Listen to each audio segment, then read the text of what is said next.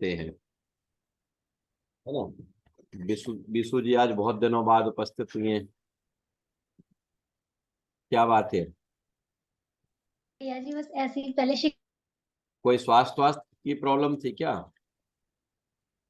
शिखर जी भी होके आ रहे थे, ऐसे ही हो गया। अच्छा, शिखर जी जाके आए। जी। अमिता जी भी आज उपस्थित हैं, चलिए अच्छी बात है। भैया जी वो 3:30 से 4:30 की क्लास रहती है हमारी 24 थाना जी की।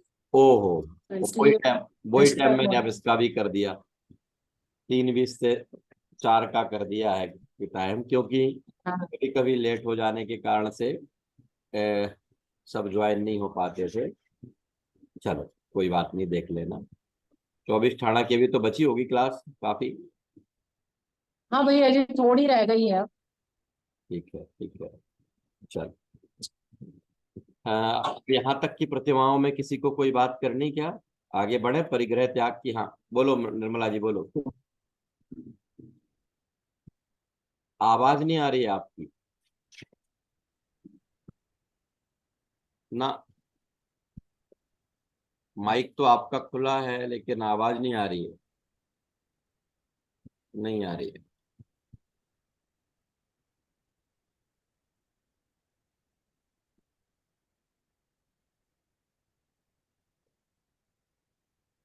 चलिए आप बाद में बता दीजिएगा।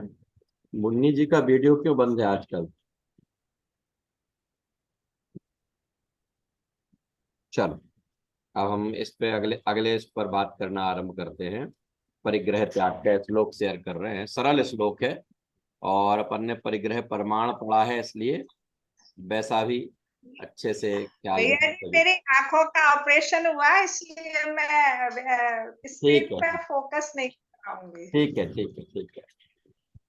देखिए, वाहेषु दशसु वस्तुषु ममत्वमुत्सृज्य निर्ममत्वरतः स्वस्थः सन्तोषपरा परिचित परिग्रहाद् विरतः। फिर से, वाहेषु दशसु वस्तुषु ममत्वमुत्सृज्य निर्ममत्वरतः स्वस्थः सन्तोषपरा परिचित परिग्रहाद् विरतः। स्पष्ट है श्लोक में से ही। वाह्येषु दशसु वस्तुषु, वाह दो प्रकार के परिग्रह होते हैं, एक अंतरंग परिग्रह और एक बहिरंग परिग्रह, ठीक है ना। तो अंतरंग परिग्रह की तो बात चल ही रही है साथ में। क्यों?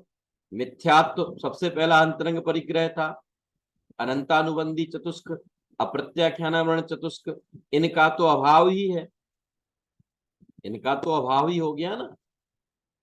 मिथ्यात्व का, अनंतानुबंधी चतुष्क का और अप्रत्याख्यानावरण चतुष्क का, इनका तो अभाव है।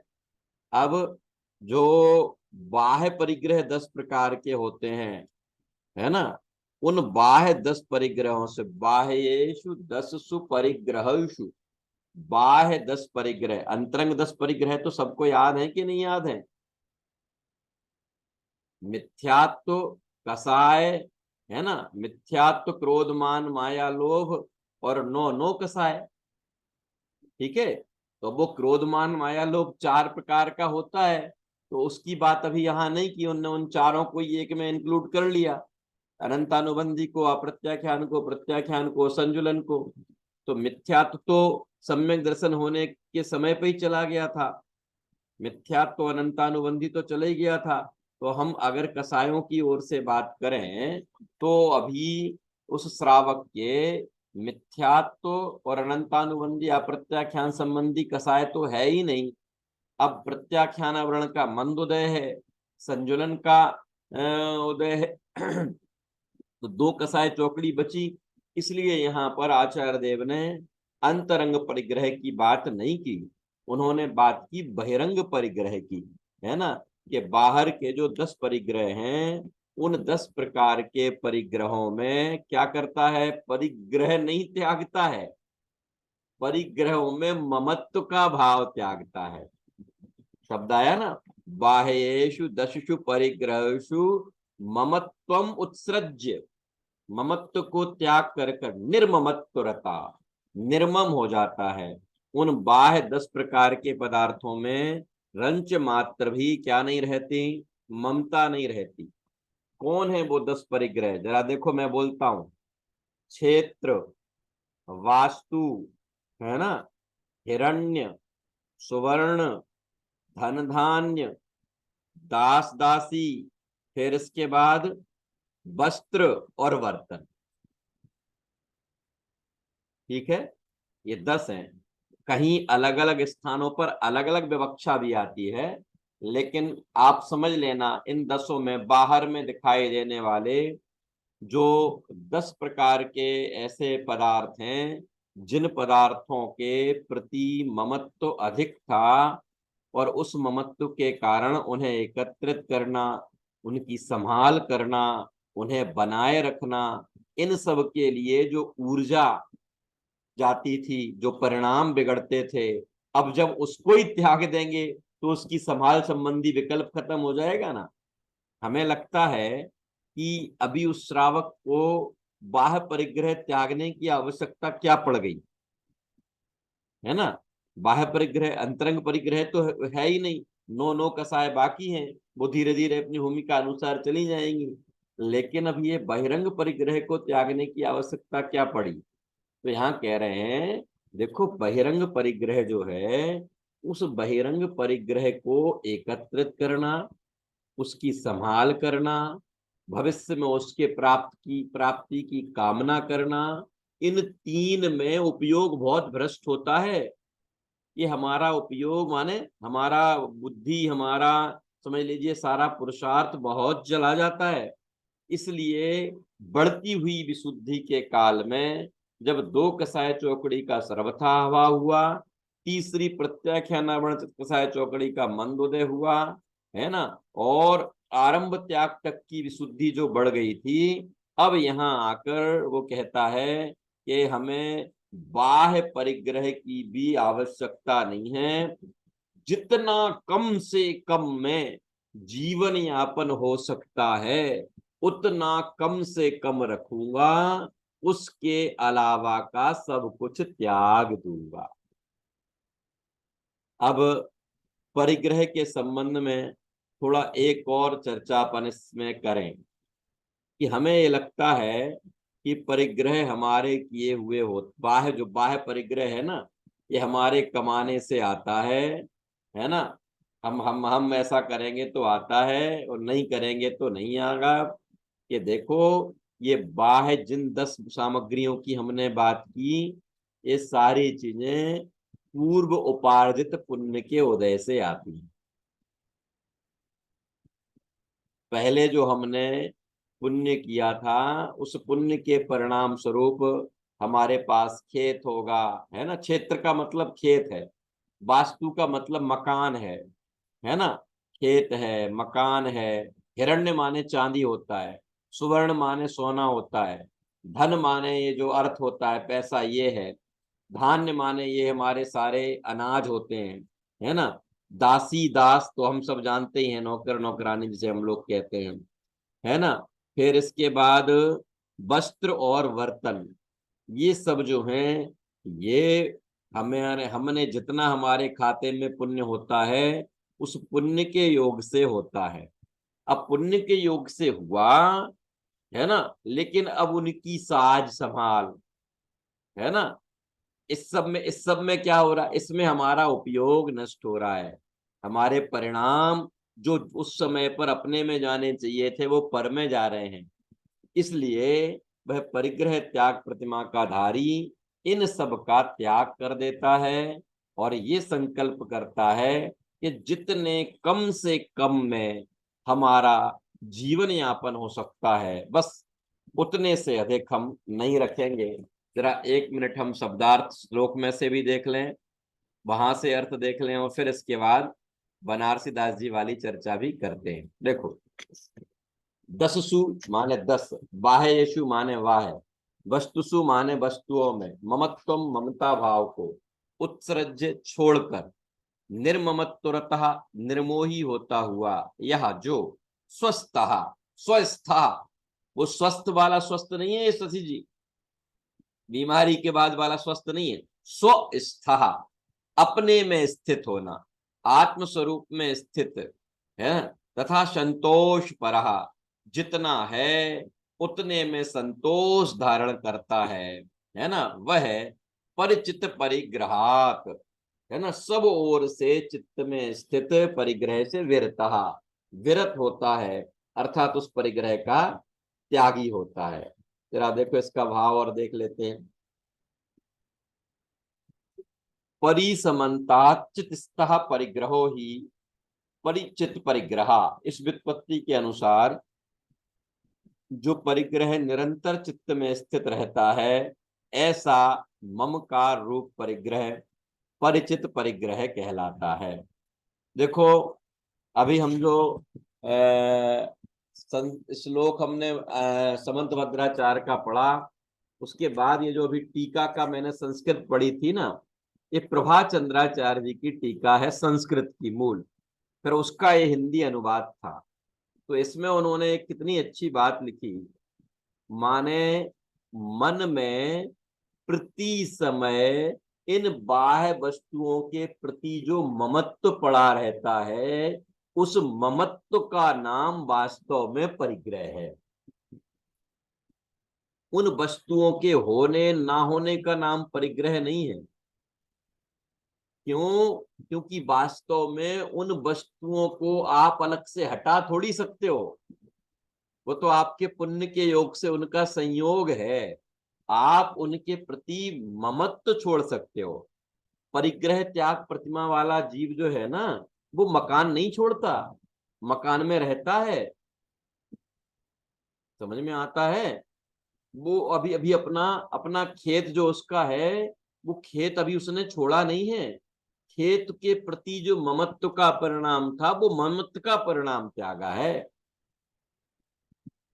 घर में रह रहा है तो गृहस्थी के संबंधित सारी चीजें घर में होंगी, लेकिन जैसे एक अज्ञानी को, है ना, ये अज्ञानी के अतिरिक्त जैसे एक सामान्य श्रावक को ममत्व का परिणाम बाह्य पदार्थों के प्रति चलता है, ऐसे परिग्रह त्याग प्रतिमाधारी का जीव उन सब पदार्थों के प्रति से ममत्व का परिणाम त्याग देता है, ममत्व का भाव त्याग देता है। और जब उन पदार्थों से ममत्व का भाग त्यागेगा तो धीरे धीरे वस्तुएं भी छूट जाएंगी। ख्याल में आया?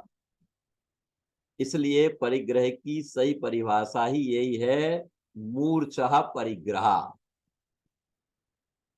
ममत्व के परिणाम का नाम परिग्रह है ना। और देखो इसमें इसमें जब हम उत्तम आकिंचन वाले दिन चर्चा करते हैं तो बहुत आकिंचन वाले दिन समय तो सब जगह ही, कहीं भी 10 लक्षण में प्रवचन होता है तो समय तो सबके पास वही 1 घंटा 50 मिनट करीब होते हैं। इसके बाद सब जगह वो सांस्कृतिक कार्यक्रम भी होते हैं, कहीं कुछ होता है तो विद्वान का स्वाध्याय वो 50-55 मिनट ही हो पाता है, और विषय इतना रहता है, और इतने सारे विषय को समेट के, है ना, सबके सामने रखना होता है कि भाई किसी क्या पता किसके समझ में क्या आ जाए। तो उसमें एक बहुत अच्छी बात आती है, दादा ने जो 10 लक्षण धर्म से धर्म की जो पुस्तक लिखी, धर्म के 10 लक्षण नाम की पुस्तक लिखी है, उसमें इतना बढ़िया विवेचन है। वो ये कहते हैं, सुनना जरा ध्यान से, एक बहुत अच्छी बात उसमें लिखते हैं कि हिंसा करने वाला सबको पापी लगता है, झूठ बोलने वाला सबको पापी लगता है, चोरी कुसील करने वाला भी सबको पापी लगता है, लेकिन परिग्रह पाप वाला लोगों को पापी नहीं लगता। यहाँ तक कि लोग गफलत में उसे पुण्यात्मा तक कह देते हैं। क्या? बड़ा पुण्यात्मा है, बड़ा पुण्यात्मा है। अरे भाई साहब, ये परिग्रह से ना कोई पुण्यात्मा होता है, ना परिग्रह से कोई पापात्मा होता है। ये बाह्य वैभव तो पूर्व के पुण्य के उदय में प्राप्त हुआ है, अब पूर्व के पुण्य के उदय में प्राप्त हुए वैभव का नाम कोई, उसके आधार पर ना कोई पुण्यात्मा हो सकता है ना कोई पाप आत्मा हो सकता है। आप कैसे कह सकते हो? हमने अगर पूर्व काल में, अगर देखो थोड़ी सी कठिन बात है, अगर हम बाह्य वैभव के आधार पर पुण्यात्मा और पापात्मा का निर्णय करने लगे, है ना, तो जिसके पास नहीं होगा वो तो हमारी दृष्टि में सही हो जाएगा, पुण्यात्मा हो जाएगा, है ना। देखो वो ये कहते हैं कि पुण्य के उदय में प्राप्त होने वाले बाह्य वैभव के प्रति अगर ममत्व का परिणाम है तो भले उदय पुण्य का है लेकिन भाव पाप का है। क्या प्रगति समझ में आ रहा कुछ? उदय पुण्य का, भाव पाप का, और किसी के पाप के उदय के कारण बाहर में कोई वैभव नहीं है, तो कोई वैभव ना होने से कोई धर्मात्मा नहीं हो जाएगा। वैभव तो नहीं है और वो चाहता है कि मुझे दुनिया की सामग्री मिले, तो वो उदय भी पाप का है और वो भाव भी पाप का ही कर रहा है ना। और एक कोई ऐसा हो सकता है कि पाप के उदय में वो बाह्य वैभव नहीं है, लेकिन वो ये विचार करता है नहीं है तो बढ़िया ही रहा, है ना, नहीं है तो अच्छी बात है, हमारा उस वैभव के साथ संभाल में समय नहीं जाता, और वो उस बाह्य वैभव के प्रति दूसरों के वैभव को देखकर प्राप्त करने की वांछा नहीं करता, अपने पास नहीं होने के कारण दुखी नहीं है, बल्कि अपने पास जितना है उतने में खूब संतोषी है ना। ऐसे उस भाव से उदय जरूर पाप का है लेकिन भाव पुण्य के हैं। ख्याल में आया? इसलिए उदय के अनुसार प्राप्त होने वाली सामग्री अथवा उदय के अनुसार न प्राप्त होने वाली सामग्री के आधार पर न हम किसी को पापात्मा कह सकते हैं न किसी को पुण्यात्मा कह सकते हैं। बाहर पुण्य और पाप के उदय में मिलने वाले संयोगों में अगर समता पूर्वक रहता है, उनके प्रति ममत्व तो नहीं रहता, तो उसको यहां पर उन्होंने कहा, इसलिए उन्होंने कहा बाह्येषु 10 परिग्रहेषु ममत्वम उत्सृज्य, बाह्य 10 परिग्रहों में ममत्व के परिणाम को त्याग कर, कि ममत्व का परिणाम बाह्य परिग्रह में तो छोड़ दिया, कि भाई ममत्व कहीं ना कहीं तो रहता ही है, बाहर में नहीं रहेगा तो कहीं तो रहेगा, इसलिए लिखा स्वस्था, स्व में स्थित, अपने में स्थित होकर, है ना। फिर संतोष परहा, संतोष को धारण करता हुआ, परिचित परिग्रहाद विरतः, ये जो बाह्य सारा परिग्रह था उस सारे परिग्रह से जो विरत हो जाता है उसका नाम परिग्रह त्याग है ना। हाँ विशु जी बोलिए, कोई प्रश्न हो रहा है आप बोलिए। भैया जी, जैसे बाह्य परिग्रह से हमें राग होता है तो उसको, उसके ममत्व को कैसे छोड़ें? बाह्य परिग्रह, हाँ, अब ये कहा कि बाह्य परिग्रह के प्रति अगर ममत्व का परिणाम है तो उसको कैसे छोड़ें। देखो जो बाह्य परिग्रह है सच्ची जो हमारे पास, सच्ची बात तो ये है, उसको छोड़ने का कोई मंत्र तो है नहीं, है नहीं, मंत्र तो है नहीं, कि फिर भी आप बताओ ना, जिनवाणी ने कुछ तो कहा होगा कि हाँ कहा है, जिनवाणी में ये कहा है कि जितना जितना तत्व अभ्यास होगा उस तत्व अभ्यास से ये पर पदार्थों के प्रति उदासीनता होगी तो वो छूटेंगे। हमारे कहने से, मैं तो महीनों वर्षों आप हमसे कहते रहे, हम आपसे कहते रहे, लेकिन अंदर में वही ग्रंथि चलती रहे कि नहीं नहीं कहते तो हैं, लेकिन वास्तव में ये मम्मी पापा मेरे ही है, ये मकान मेरे ही है, ये जो खेत है ये मेरे ही है, ये सोना चांदी ये मेरे ही है ना। ये तो कहने की बातें हैं कि ये पर है, ये न्यारा है, कि ऐसा जब तक चलता रहेगा तब तक आप रोज रोज कितने भी प्रवचन सुनना, उससे फर्क नहीं पड़ेगा। तत्व अभ्यास होगा, वस्तु के स्वरूप का चिंतन होगा, एकांत में बैठकर जब हम वस्तु का चिंतन करेंगे, वस्तु स्वरूप का चिंतन करेंगे, तो निश्चित रूप से यह निर्णय होगा कि ये सब पर है और केवल एकमात्र मेरा स्वरूप ही मैं हूं और मेरा पर से कोई संबंध नहीं है। ऑटोमेटिक पर पदार्थों के प्रति से ममत्व का परिणाम हट जाएगा। पर पदार्थ तो बाद में हटेंगे, पर पदार्थ को हटाने की चिंता नहीं करना। मालूम क्या गड़बड़ी हो रही है? परिग्रह से बचने के चक्कर में लोग पर पदार्थों से हट रहे हैं, है ना।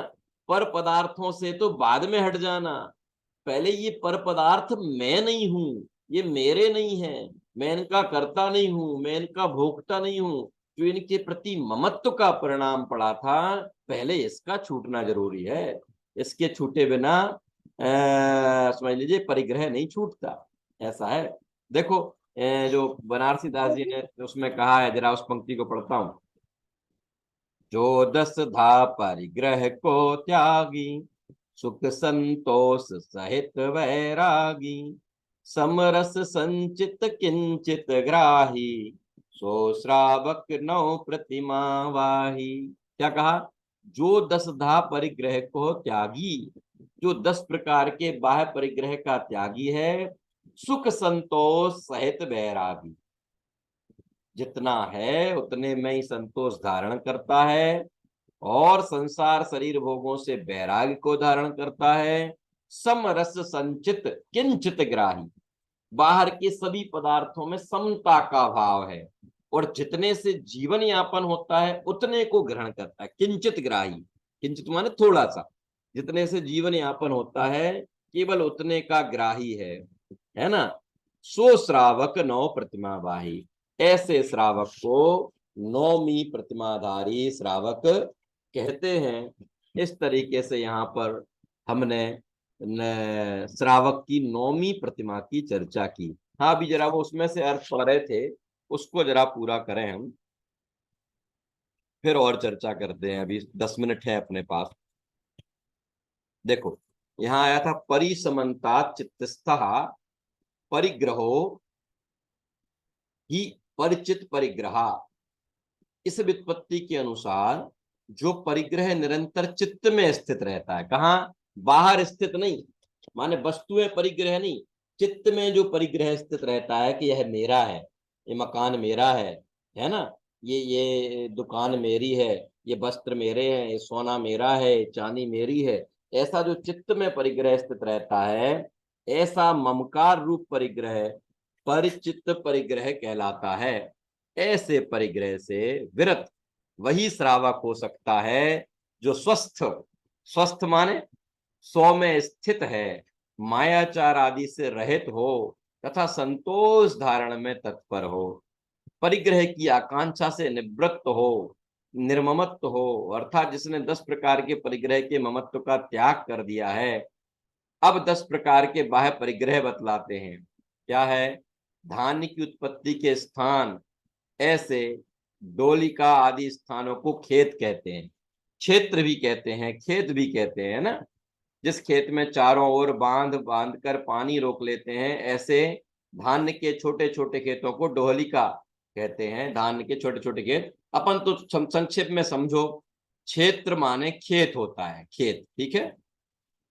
वास्तु माने मकान आदि, ठीक है। मकान, मकान आदि क्यों कह रहे हैं? रहने के स्थान विशेष को कोई महल कहता है, कोई बंगला कहता है, कोई फ्लैट कहता है, कोई कुछ कहता है। मैंने कहा कि जिसमें यह श्रावक अपना जीवन यापन करता है, जिस चार दीवारी के अंदर रहता है, उसको वास्तु कहते हैं, है ना। इसीलिए तो वास्तु शास्त्र हो गया वो। मकान कैसा बनना चाहिए, कैसा नहीं बनना चाहिए, उसका जो ज्ञान रखता है वो वास्तु शास्त्री कहलाता है ना। मकान आदि। फिर धन, सोना, चांदी। धान्य माने जो हमारे अनाज चावल आदि होते हैं। द्विपद, द्विपद माने दासी दास आदि, 2 पैरों वाले जो हैं दास दासी को द्विपद में लिया। चतुष्पद में गाय भैंस आदि को लिया। शयन, पलंग आदि, और आसन, बिस्तर आदि। यान, पालकी, जैसे पालकी घोड़ा हुआ करते थे पहले, है ना, आज वर्तमान में गाड़ियां हैं, वो सब। कुप्य, रेशमी सूती कोष आदि के वस्त्र जो होते हैं, उन्हें कुप्य भी कहते हैं, वस्त्र भी कहते हैं। और भांड अर्थात चंदन, मजीठ, कांसा तथा तांबे आदि के बर्तन। ये पुरानी धातुएं हैं, वर्तमान में स्टील के, है ना, चांदी आदि के जो बर्तन है, कुप्य भांड माने बर्तन आदि के बर्तन है। 10 प्रकार का परिग्रह है। इसका त्यागी परिग्रह त्याग प्रतिमाधारी होता है ना। ये 10 परिग्रहों के मैंने आपको बताया ना कि अलग अलग अपेक्षाओं से बाह्य 10 परिग्रहों के नाम आते हैं। क्षेत्र वास्तु, हिरण्य सुवर्ण, दास दासी, कुप्य भांड, है ना। इस तरीके से इन 10 के नाम आते हैं। इन 10 परिग्रहों का त्याग और सच्ची बात इन 10 के प्रति होने वाले ममत्व का त्याग। देखो अब जरा। भैया जी, हाँ, ये कुप्पे भांड बोलते, ये क्या चीज रहती भांड? अभी अभी आया ना, कुप्य का मतलब वस्त्र से है, वस्त्र। अच्छा, और भांड माने भांड। भांड माने बर्तन। हाँ ठीक है। ठीक है, बर्तन आदि। देखो देखो, मैं दोनों अपेक्षाएं बता रहा हूं, पढ़ के सुन लो जरा। 2 अपेक्षाओं से 10 परिग्रहों के नाम आते हैं, जो मैंने पहले बताए थे आपको। कौन कौन से नोट करना चाहो तो कर लो। क्षेत्र माने खेत, वास्तु, वास्तु माने मकान। ठीक है, क्षेत्र वास्तु के बाद हिरण्य माने सोना। ठीक है, सुवर्ण माने, सुवर्ण माने चांदी। फिर है धन, धन माने पैसा, 5वां। धान्य माने ये जो अनाज है वो, 6वां। फिर है दासी, 7वां। दास, 8वां। वस्त्र, 9वां। और बर्तन, 10वां। ये 10 ऐसे भी चलते हैं एक अपेक्षा से। और एक अपेक्षा से क्षेत्र, इसके साथ साथ एक दूसरी अपेक्षा में आता है। क्षेत्र तो हो ही गया, खेत, वास्तु मकान हो गया। फिर इसके बाद धन और धान्य। धन में यहाँ सोना चांदी उन्होंने सब ले लिया। ठीक है, धन में सोना चांदी सब इसमें आ गया, वो भी धन ही है सोना चांदी में। और धान्य माने हो गया अनाज। फिर इसके बाद दासी दास जो है ना, इनको कहीं द्विपद कहा जाता है, 2 पैर वाले द्विपद। सेवक, जो सेवक सेविका जो होते हैं वो द्विपद। और जो गाय भैंस आदि पालतू जानवर होते हैं वो चतुष्पद में उनको लिया जाता है ना। तो वो द्विपद चतुष्पद के अंतर्गत आ जाते हैं। और फिर इसके बाद है सैया आसन। सैया माने जिस पर हम सोते हैं, पलंग बिस्तर आदि। और आसन माने जिस पर बैठते हैं। और फिर इसके बाद है वाहन, जो गमनागमन में काम आते हैं हमारे वाहन। फिर वस्त्र और बर्तन। ठीक है, इस तरीके से दूसरी अपेक्षा से ये नाम आते हैं। किसी भी तरीके से देखो, अगर हम संक्षेप में कहें तो वो सारी बाह्य वस्तुएं जो हमारे जीवन यापन के काम आती हैं, उन सारी वस्तुओं को बाह्य परिग्रह के अंतर्गत रखा गया है ना। ये जो हमारा शरीर है ना, इस शरीर के प्रति ममत्व का परिणाम है, तो ये भी तो परिग्रह है?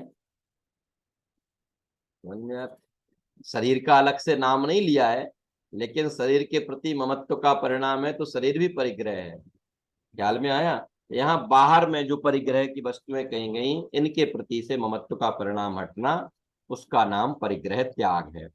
अब देखो तत्वार्थ थोड़ा सूत्र सा में भी भैया जी एक श्लोक है, आया ना, एक सूत्र आया तत्वार्थ सूत्र में, परिग्रह मूर्छा। मूर्छा परिग्रह, वो तत्वार्थ सूत्र का सूत्र नहीं है। हाँ पढ़ा है भैया जी किसी चीज में। हाँ हाँ, फिर कहाँ कहाँ का सूत्र है वो पता है कुछ? याद नहीं आ रहा लेकिन है सूत्र का ही है। तत्वार्थ सूत्र का ही है? कौन से अध्याय का है, ढूंढ के बताना कल। कल कौन से हाँ वही भैया जी। कौन से अध्याय का है, कौन से नंबर का है, ढूंढ के बताना है। मैंने अभी शुरू में बात की थी ना कि बाह्य वस्तु का होना ना होना परिग्रह नहीं है, वास्तव में मूर्छा परिग्रहत्वम, ममत्व का परिणाम जो है वो परिग्रह है। क्यों इसलिए कह रहे हैं कि ये बाह्य वस्तुएं तो जब छूटेंगी तब छूट जाएंगी, है ना। परिग्रह त्यागी, जो भी हम जो अपनी नौमी प्रतिमा की बात कर रहे हैं ना, इस नौमी प्रतिमाधारी जो जीव है वो अभी घर से नहीं निकल जाएगा, घर में रहेगा। घर में रहेगा, लेकिन ये घर मेरा है, उस घर के प्रति ममत्व का परिणाम नहीं रहेगा। इसमें आया था ना बाद में कि जितने से काम चलता है उतना रखकर बाकी सब के प्रति त्याग का परिणाम होगा, उसका नाम परिग्रह त्यागी प्रतिमाधारी है। तो ये परिग्रह त्यागी प्रतिमाधारी अपने घर में भी अगर रहता है तो वो घर के संबंधी परिग्रह का त्यागी हो सकता है। कैसे? उसके ममत्व के परिणाम का त्याग करने से, है ना। सोना चांदी उसके घर में हो, उसे पता भी हो कि इतना सोना रखा है, इतनी चांदी रखी, लेकिन उसके प्रति ममत्व का परिणाम नहीं है, तो उस परिग्रह का त्यागी है ना। घर में दास दासी वाहन आदि हो लेकिन उनके प्रति ममत्व का परिणाम नहीं हो तो वो उनका त्यागी है। इसलिए मूल श्लोक में भी आचार्य देव ने लिखा ना, दससु परिग्रहसु ममत्वम उत्सृज निर्ममत्वरतः। 10 प्रकार के बाह्य परिग्रहों में ममत्व को त्याग कर जो निर्ममत्व होता है और स्वस्थता स्व में स्थित रहता है, संतोष परहा, किंचित में कम से कम में संतोष को धारण करता है, वह परिचित परिग्रह वृत्तः, वह परिचित परिग्रह से त्यागी, व्रत वाला परिग्रह त्यागी कहलाता है। जरा देखो थोड़े से 1-2 मिनट हमारे पास है, कुछ मैं वाचन जैसे भरत जी को उसको सुन कहते लो। हैं धर्मी बैरागी, जी सती जी, भरत चक्रवर्ती को कहते हैं घर में ही बैरागी थे वो। हाँ घर में ही बैरागी थे वो, पंचम गुण स्थानवर्ती थे। तो बाह्य में वैभव तो इतना था, है ना, लेकिन उस वैभव के प्रति ममत्व का परिणाम नहीं था। देखो अब यहाँ थोड़ा सा पढ़ता हूं। ये 10 प्रकार के बाह्य परिग्रह हैं, इनका होना नहीं होना सुख दुख का कारण नहीं है।